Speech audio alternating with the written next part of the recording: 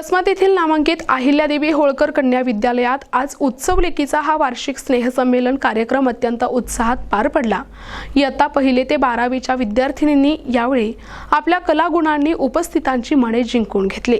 या स्नेहसंमेलनाचे मुख्य आकर्षण ठरले ते म्हणजे विद्यार्थिनींनी सादर केलेली महाराष्ट्राची लोकनृत्ये आणि देशातील विविध राज्यांतील पारंपरिक नृत्य प्रकार। कार्यक्रमाच्या अध्यक्षस्थानी विद्यालयाचे अध्यक्ष प्राध्यापक बी.डी. कदम सर उपस्थित होते।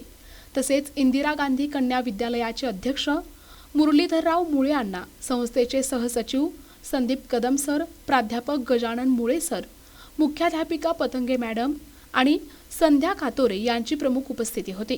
कार्यक्रमाचे सूत्रसंचालन मिटकर सर यांनी केले तर आभार मुख्याध्यापिका सरिता पतंगे मॅडम यांनी मानले।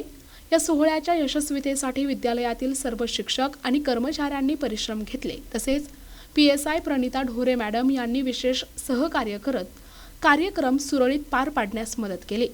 प्रतिनिधी नंदू परदेशी, NTV न्यूज मराठी, वसमत, हिंगोली।